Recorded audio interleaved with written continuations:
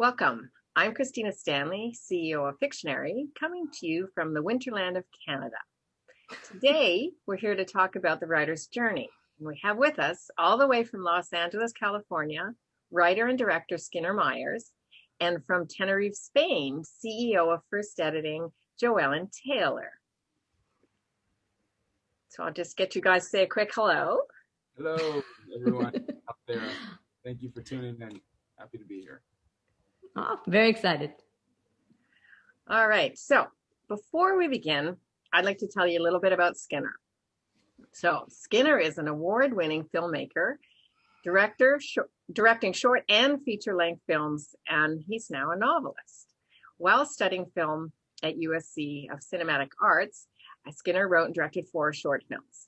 In 2016, this is pretty exciting, he wrote and directed La Tierra del Éxodo, a story about a young Mexican boy caught between the powers of politics and the US-Mexican border as he attempts to rescue a teenager kidnapped by the cartel. So this film played in over 90 film festivals worldwide and received numerous awards, including Best Screenplay and Best Short Film. Then in 2017, his film Frank Embry took home the Grand Jury Award for Hollyshorts Film Festival and was shortlisted for Best Short Live Action Selection for the 2018 Oscar competition. In 2018, his film Nightmares by the Sea premiered at the Art Film Festival in Cannes, and his 9th film, Things of Beauty Burn, is still in the festival circuit. So his first feature film, The Sleeping Negro, will have its world premiere at the 2021 Slamdance Film Festival, which is coming up soon. He himself is represented by the Gersh Agency in the US. So Skinner has now written his first full-length novel, Jim Crow. And today we're going to talk about how he made the transition from his fabulous film career to writing a novel, what tools and services he used to create the story, and what he plans to do next. So, Skinner, tell us what the story Jim Crow is about and what genre it's written in. Well, thank you so much for having me. Jim Crow is a story about a man, a black man, a preacher, who has a desire to have more in his life than what he has currently. He's the assistant pastor at a church in Chicago, and he believes that the bishop is going to retire soon. He's going to get promoted and kind of run that church. And they don't have lots of money, and they're kind of struggling. And so he's been praying for a blessing for a promotion. And the bishop tells him, hey, you got to go to the South and take over this church that we need some help at. And if you do that for a couple of years, and you'll come back here and you'll take over the big flock. And he's not sure if he wants to do it, but he does it. And his life is turned upside down. He experiences, pushback from the black community. He brings his northern ideals down to the South. Not everyone's happy about that. And he also experiences racism in his face from the Klan and some of the white community members in Greenwood, Mississippi. And so once his kids get kidnapped in a plot to basically destroy his family, he has to basically take vengeance into his own hands and no longer allow God to have his vengeance, but he has to take it and do it himself. And so he's in a position where he never imagined he would be, and he has to become someone that he never thought he would have to become in order to save his family. And so the book kind of is a mirror into some of the social relations that a lot of blacks in America deal with now, that we've been dealing with for a long time. The goalpost tends to get moved once rights are given. And so I wanted to write a book set in the past that really looked at how social and race relations were currently, Oh, pretty deep stuff there. So, I mean, in general, it's a really big statement and probably more appropriate for now than we've ever imagined, especially in the United States. So it's a big thing. Now, I know you're taking a big move here. You've gone from filmmaking and now you're transitioning into novel writing. So what was the motivation here? Because, I mean, you're an excellent storyteller. That's why we're here with you today. But why the transition from the media there? Well, I've always wanted to be a novelist. I had these dreams when I was a kid where I would live in a house in the middle of nowhere, smoking a pipe and banging on a typewriter. I don't know where I got that image from, but that was a dream. And I used to read when I was in elementary school. I would always get all the book awards because I would read hundreds and hundreds of books in book club. And I started off as an actor. I did off-Broadway and some off-Broadway theater. I've done lots of national commercials. I've been in some movies. And that was cool for a while because it was creative expression. But then I realized I'm expressing words that are written by other people. And so there was a limitation in terms of how much control I had as an artist. Then I moved into writing, directing, and I really enjoyed that because I could create my own movie scripts and hire the people I wanted to work with and create these stories. But you have to have money to do that. You need to raise money. Yeah. And that's a big obstacle, especially as a Black person in America. The Black community has been left out of capital our entire existence in this country. And so it was a challenge for me to get money to make films. And I found myself going into deep credit card debt trying to make short films because I would self-finance them. And I realized that writing a book, you just needed either a pen and paper or a typewriter or a laptop. You didn't finance. And it satisfied all those desires in myself where I was the writer, director, production designer, lighting designer, editor, all of that. And once I realized that, I was like, okay, I can make this transition because I felt like I had a good grasp in terms of structure, what story should be. I'd never written a book, so it was a lot of trial and error. And but I'm so happy that I got through the process because now I've started writing the second one, and I can see that I just want to kind of keep writing books no matter what happens in my professional life. It's a full satisfaction versus, you write a script, you got to wait 5 years for the financing, then you have to shoot it, and another 2 years to edit, and then it's reviews and all that stuff. So that's kind of, hopefully that answered the question. No, that's great. That's great. And I think you're talking about the structure of the story. So that's a very interesting topic there of how that works. I want to jump in and say, I think my book is literary thriller. I didn't say the genre. I'm sorry, Kristina. I think a literary thriller, maybe historical fiction. I'm still learning the different genres in the book world. There's so many. I'm realizing. So yeah. Yeah, I mean, for people watching, so I performed a story coach edit on Jim Crow and working with Skinner, and I like the term literary fiction, and particularly literary thriller. And Jim Crow is a page turner, even though it's a strong topic and it's written in a literary sense that is very luxurious writing. It's a page turner, and so the word thriller has to be included in there because right from page one to the end, the whole story is engaging and it just keeps you wanting to read more. And as the thriller genre, you pretty well know who the villain is and what the protagonist is up against.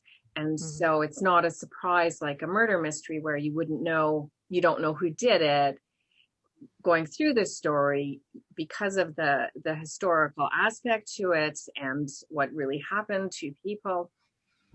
You know it. And so falls under, for me, thriller anyway. So I just thought I'd throw that in about your story. Always specific. Yeah. Sorry, go ahead, JoEllen. No, go ahead.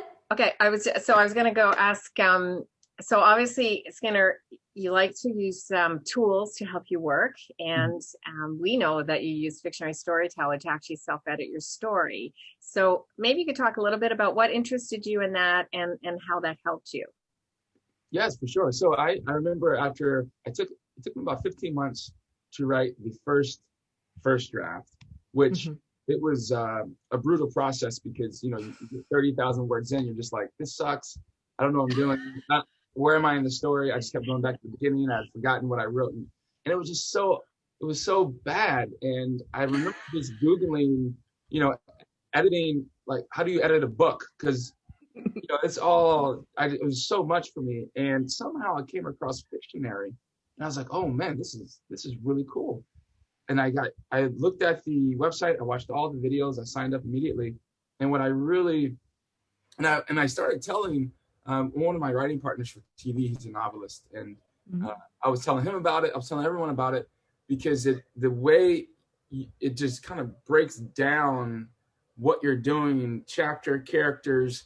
Like when I first was going through the website, I saw, okay, did you start off this chapter with dialogue, with an image, with a sense? And I was like, whoa, like this is really cool, because for me, and the way my brain works, I have to compartmentalize things. And it just really helped me to see everything that I was writing, all of the holes. And I didn't know that you shouldn't head hop. I didn't know that you could start a chapter off with dialogue and then take the next chapter and start off with the visual. I didn't know those things at all. And so some of the little videos in terms of what to do and how to kind of put things together really helped just the learning, like the understanding, the foundation of what it means to be a writer. And without it, I wouldn't have learned any of that stuff. I would have probably still been stuck in that first draft, because what I did was I read a ton, and I was just copying what I've read in terms of backstory and how characters spoke. I didn't really know the mechanics, and Fictionary helped me learn the mechanics of what it means to actually write a story. And so it was just, once I signed up, I was like, okay, I know I can finish this book. It was still daunting, but there was tools. There was like a path, like a guide way. And so that's what I really loved about it. Fantastic. So of course that makes me feel great, because, you know, I am the CEO of Fictionary and I designed it. So I have a similar mind where I need to compartmentalize, and it was just too overwhelming to actually write a novel and edit it in one big piece. I couldn't do it. And so that's, you know, where Fictionary came from. And, you know, one of the things I want to say leading in as we go is that I think because you self-edited your story within Fictionary, when you chose to work with me as a professional editor, your book was so farther along. And so then when we were working together, we're working on a higher level story. So we're taking it even to that next level. And I really like that about it. So anyway, I'm super thrilled about what you said about Fictionary. It's fantastic. You're showing the full ideal, in our opinion, the whole journey in the best way to create the story. So it's really great. And after you did StoryTeller, then you chose to go ahead and do the story coach editing with the whole process there. So can you kind of explain how that worked for you, the story coach edit, what you found after you transitioned? Yeah, for sure. So I remember getting an email from Kristina offering the editing services. And when that email came in, I had shelved the book for 10 months. So my writing partner was like, when you finish the first draft, he's like, shelve it and don't look at it for at least 6 months, maybe to a year. And I said, okay, I have other stuff I need to focus on in my life anyways, and I'm kind of sick of looking at this book. So I just put it away. And then when I got the email, I was like, okay, I think I'm far enough removed from it that I could have someone look at it and tell me if it sucks or not. And so I jumped on the opportunity, and I didn't know what to expect, because I'd never worked with an editor or a story editor. And I was just hoping, because Kristina was like, send me the first chapter, let me see if it's something that I want to work with. And I was like, okay, this is, because every time I do something as an artist, it doesn't matter. I was a musician, I had a band, I made records, I've made movies. I was like, oh, everything I do sucks. Everything I do is no! And I always feel that way. It's like, that moment of regret. Like, why did I spend all this time in my life doing this piece of art that no one's going to appreciate? So that was going through her mind when I sent the email. And then she wrote back and was like, oh, I want to do this. And I was like, okay, wait till she reads the second chapter. It's going to be worse, And so she came back. She was like, oh, your book is good. And I was like, really? And I really appreciated how she wrote notes of encouragement throughout the book. Like, she showed me when you go through this next edit, look at this chapter. This is really great writing. And it really helped, because then I was like, okay, instinctually, I know this is solid. And now I can start to repeat what I was doing in other areas. And it really guided me in terms of my strengths and weaknesses. And her ideas in terms of structure, it's like spot on. When she told me, okay, you should really think about maybe deleting this chapter or deleting this, I was like, yeah, it makes sense now that I'm looking at it through fresh eyes. Because again, it was like the blind leading the blind for myself. I was just putting stuff in the book that I read from all different types of novels, right? And it was my education. It was like my schooling in how to approach writing a book. And I'm a fast learner, and I soak up. I'm doing a PhD right now, and I read like 2 or 3 books a week, and so I soak up things, and I can remember. So now it's like I feel like I'm a much stronger writer for going through the process with Kristina, and it was very enjoyable. I love that. I would say that the great thing about Story Coach when I've talked to others is that it's like a hands-on Master of Fine Arts kind of experience, because you really get to, it's not about theory, it's about doing. Yeah. And you have to do it hand in hand with your editor, and you really, it'll be interesting to see your next book and see how it comes out and how that strengthens it up and how you feel about the next one. It never ends, but it's good to know. Yeah. Yeah. So I'd like to just continue on the Story Coach topic for a second and ask you, Skinner, specifically about the software. Was there something in it that you found particularly helpful that moved you forward? Yes, indeed. A few things. Being able to see the arc of my story, the plot points, and to see where the app recommended certain scenes to end, and then where I ended them. Also, the number of POV, the character POVs, the breakdown of that, the breakdown of how many scenes my lead characters were in. I mean, all those things were very helpful because it really broke through them. It gave me a nuanced view of what needed to change. And unlike script writing, screenplay writing, where you're truncating, right? You're truncating everything so the viewer can use their own imagination to fill in the gaps. You have to fill in the gaps for your reader. And the graphs, the breakdown of whose scene is it? How did you start the scene off? How did you end the scene? Like, all those things are super valuable to me understanding what was working and what wasn't working. And being able to toggle between evaluate the manuscript, looking at how many scenes you have, being able to add a scene really easily, without having to, if you're in Word, you would have to like insert a page break or move things around. Being able to add a scene, being able to add a chapter without disrupting the structure of flow. And in real time, seeing how that changes the arc was great. It was great. I don't know how people wrote books before Fictionary. It's pretty amazing, huh? I mean, I think, Kristina approached me and we were editing, and when she showed me what could happen like that, I was like, well, that's a no-brainer as an editor. Yep. I mean, for the writer, of course, but for the editor also, because wow, we can dig in and find this stuff without having to have all these charts and spreadsheets and go back and forth and list. And I mean, that's AI at its absolute finest there. So I would ask you what you learned, but I think you learned it all. So it was honestly, I learned how to write a book. Yeah. I learned how to write a book. So now, Skinner, I think you're one of my fastest writers. So how long did it take you to make the revisions? I spent a solid 2 months, and I worked on it every day. And the way I usually work just in life is once I do a lot of different things. And everyone's like, well, how do you do all these things? Well, I do make time for one thing at a time. So those 2 months, I put aside my PhD research. I put aside anything that I was working on, and I just focused on the book really intensely. Like, didn't sleep much, and that because I have 2 young kids, and so that's what I did. I spent 2 months on the revisions, and then I read it out loud, and then I use the pro writing aid to do word selection, and I went through that before I even went to first editing. Like I did all that stuff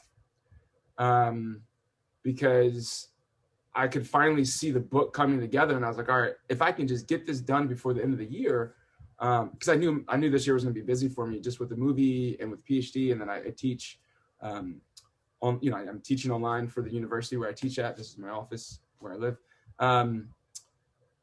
I just had to get it done. So that's kind of how I work. I kind of go really hard in the paint, and then once it's done, then I take a big break from that. So. Yeah, so other writers watching, I just want to put out there, a 2-month turnaround after a story coach edit is very fast, because you are rewriting many scenes and restructuring the story and changing out the characters and maybe adding or getting rid of a subplot. And so it's really, really hard work. And I've had writers, Skinner's the fastest. After 2 months, I was like, wow, he's done. Okay, I better get on this. But I've had other writers that take 6 months, 9 months, a year. So, a story edit is for a person who really wants to work on their story and work hard on it. And depending what else you're doing in your life, of course, it takes time. And so, I just want to put people in the right frame of mind that when you do a story coach edit, there's a lot of work afterwards, but it should be fun and creative work that makes your story better. No, that's absolutely correct. Even as a screenwriter, my partner and I, we write pretty quick, but when we're doing our revisions, it's like that's all we live and breathe. So where someone may take an hour or two on something, I'm probably spending 8 to 10 hours just in it, and that's just kind of how I've always worked. Wow, that's good. That's great. I mean, we all have our work rhythms, and that's important to remember that, because some people are going to need a lot longer, and then there's those of you who are just.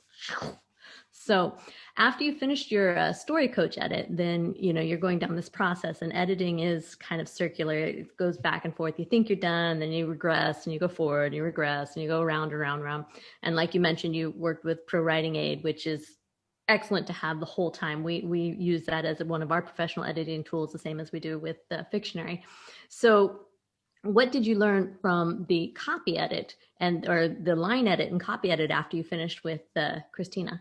Well, I realized after doing more research in this whole editing process, I researched all different types of editing companies, and I realized that I needed the inline copy edit because I was never great with commas and colons and all those things, and also word choice. And I found myself to be repetitive in certain phrases. And so when I discovered first editing, I looked through the reviews and just all the great reviews, and I was like, okay, this needs to happen. Before I even submit this to any book agents, like, I got to do this step. And I didn't hesitate. And so when I got that sample edit back from Dr. Vonda, I was like, wow, okay, yes. Okay, this is a new step in the process that I had no clue about, but it makes sense to me. And I feel like I'm gonna learn a ton. And I didn't even wait. I think I got the sample edit back the next day, but I was like tossing and turning in the bed, and I got up and I just purchased the service before I got the sample edit. So I was like, I need to make sure that Dr. Vonda is the one who's going to do the full pass. And just really, she did a great job of really bringing out some of, she didn't change my voice at all, but gave me some word choice, different words to use, and brought out some of the language I was trying to do, and really made the book read smoothly. I remember my writing partner, Scott, he's had 4 books published by the big publishers, and he has a new novel he just finished. And he was like, yo, this reads amazing. And for me, that was really important because Scott has been writing books since 1999. He sold his first book for like $600,000 or something like that. Nice.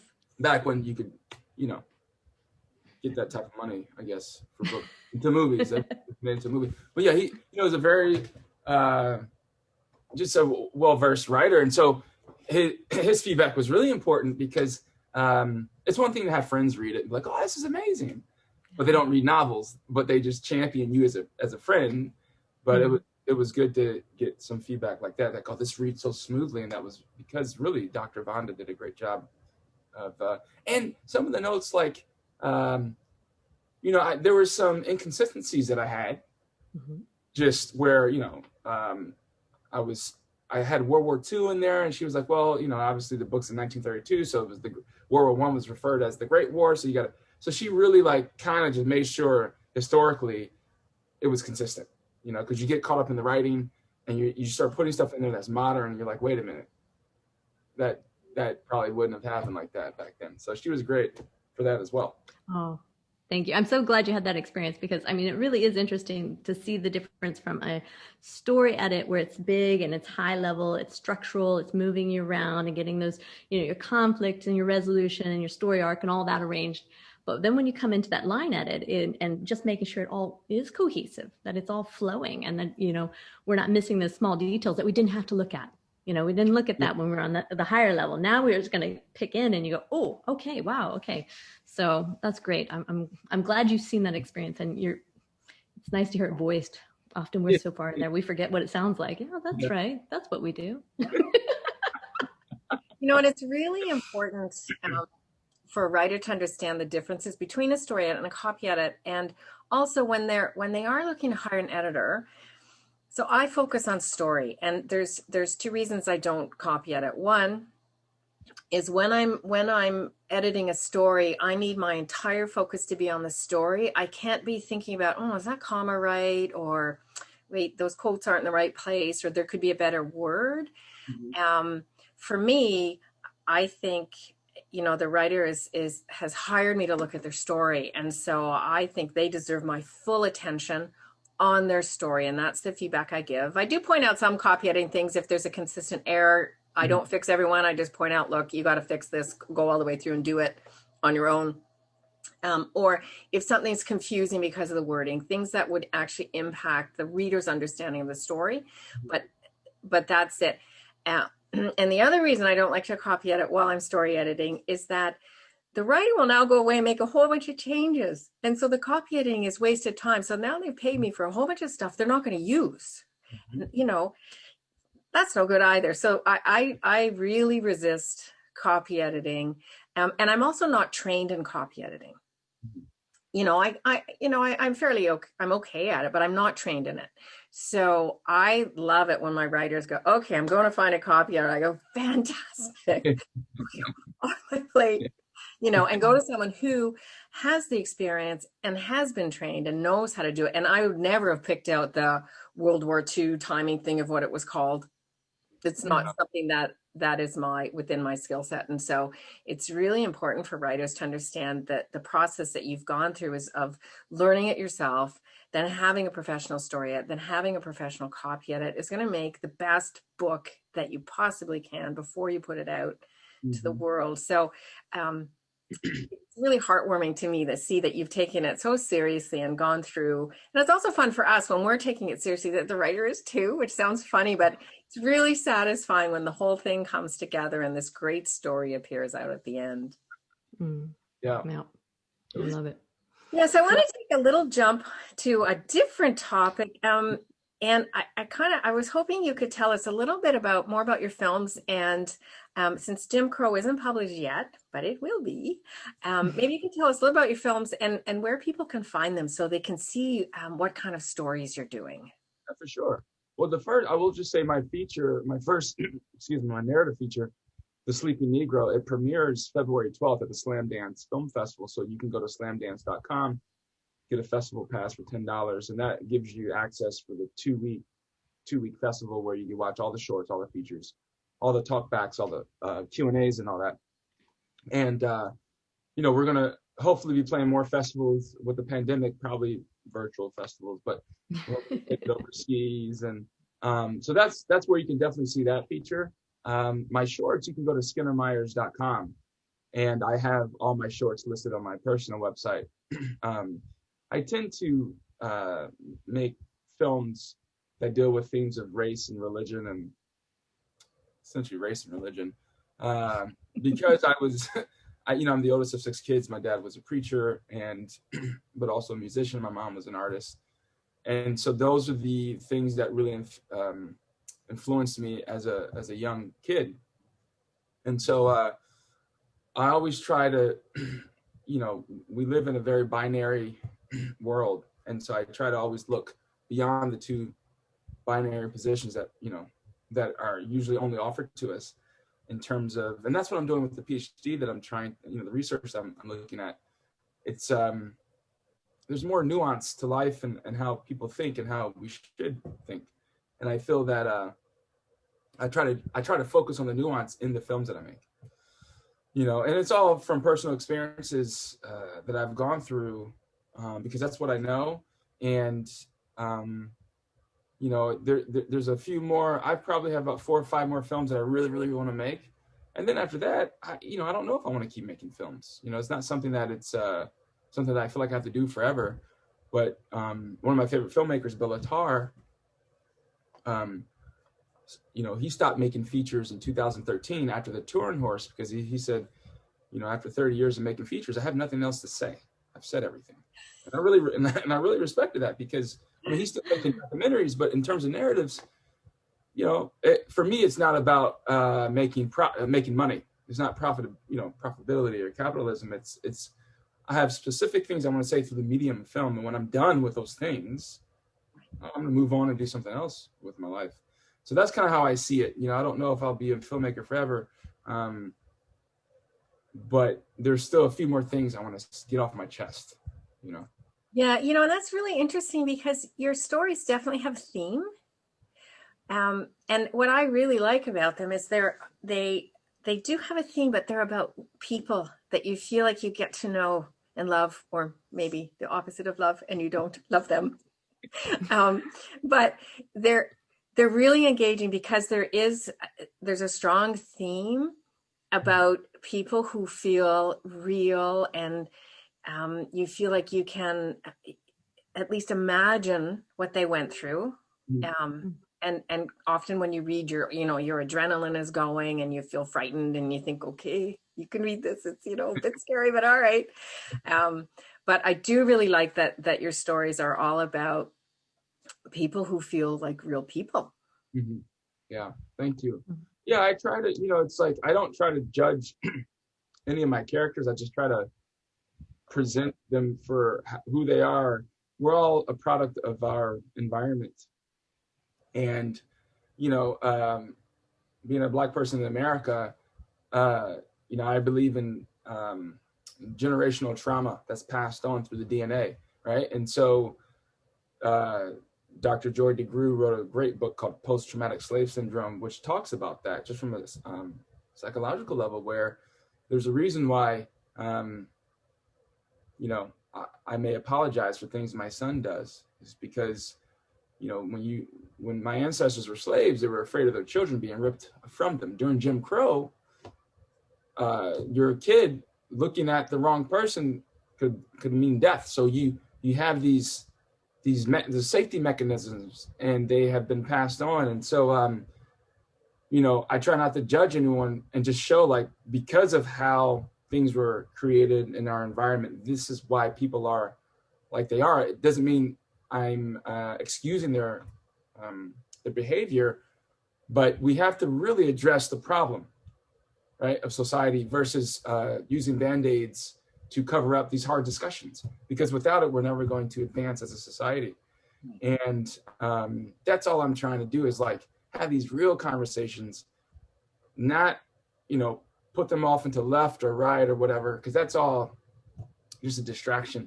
We're really getting down to what are the issues, what are the fears, and are they justifiable? Have people really, really sat with themselves and logically thought through their thinking processes? And so that's it. It's like, I remember just being young, and you go into the elevator and people move away. Like where are these fears coming from? So I try to explore those things and expose those things through my work. And once I feel like I've said my piece, I will never stop writing books. But as far as movies go, it's just such a hard process. Right. The financial aspect, it's hard to be on set, 8 to 10 hours a day shooting a movie for a long amount of time away from your family. And that's not something I want to keep doing forever. I really enjoy being left alone in so many ways, Mm-hmm. I wanted to mention that you're talking about the dichotomy, and I love the fact that great storytelling does provide dialogue, and that's a success here. And the other thing that I wanted to think about, because you're moving from the medium of video or video, I know you do film, but I'm very clear on that, and I loved it, the definition of it. But the fact that when you go from a visual where everything is being told to you, and when you go into books with the storytelling, then you get to see a perspective and empathize from their perspective, that point of view that we talk about. And I really think that if you've been able to succeed with film, when you can really bring this in, it does open up the dialogue so much more. So I think this is yet another fantastic venue for you to work with and to bring us all into, because I can't possibly understand your perspective as a Black male, and coming from where you come from, and you can't possibly understand my perspective as a white female from Kansas, or even a white female from Canada. It is extremely different, even, but it's extremely different. And I think that's what it's about, is understanding that people are different, and that we all come with our hidden scars and our hidden trauma and our hidden everything, and that nobody is normal. Yeah. And if we can get to that discussion and get away from this doggone social media of blah blah blah blah blah, just this, and come back to when the internet used to be exciting, when you met somebody you had no idea this person's in Alaska, what's that like? Yeah. Now you just Google map it, and you can walk down the street and you go, oh, that's what it's like. Okay, I don't have to talk to anybody. And it's much more exciting to get in their brains. And I that's what I love about story writing and storytelling. And so I love that you're sharing that with us. So thank you. No, I appreciate personal conversation, because we all, social media is not reality, and it's all it exists, as a vacuum, a silo, echo chamber for a lot of people. Very narcissistic in a lot of ways. And I feel like there's a lot of things people would say on social media that probably wouldn't say to you in your face, because, it's not nice. No, it's not. And I that's one thing about the pandemic that's kind of kept this social interaction, it's kept us from doing that for temporarily. But I love people. This is why I love teaching, because I get to interact and we discuss and talk about hard topics. And I learn so much from my students who have different points of views, and trying to bring that out through the work. Yeah. I think this has been a great learning experience. Yeah. Sorry. So speaking of the work, tell us which plans are for Jim Crow, and how you're going to move forward now that the book is ready to go. So the goal is to find a book agent. My film agency has a book department, so they're looking at it now. And I just got an email from Massey and McQuilkin literary agents. They asked for a partial manuscript after the query letter. So nice. There's a whole bunch of other agencies I've reached out to. There's some through friends that are reaching out through some of their friend contacts. My buddy Scott, he has an agent, and he's like, if you want me to, I'll talk to my agent. So the goal is to get an agent, and then find the right publisher for the book. That's the next step. And then like I was saying, I decided to make it part of a trilogy, but generationally. So the next book that I started writing follows Jacob Walker, who's the baby that's born at the end of the book. He's now the father character in the second book, and that's going to be in first person. And the kid who's narrating that book will be the father in the third book. So I'm going to do it that way, and hopefully just get it out there and get the second book done by the end of this year. That's the goal, at least the first draft. Fantastic. Yeah. So when it's published, just for everybody watching, we will, of course, put it out on our network to everyone, so that, people have a chance to read it, because really it's a fantastic book. It's very timely for what's going on in the world right now. And it's also a thriller. So you know, there's just the fun in reading it because it's a thriller and it's exciting. So I want to thank you both for this. Really, really interesting to hear what you have to say, Skinner and JoEllen. As always, it's a thrill doing a interview together with you.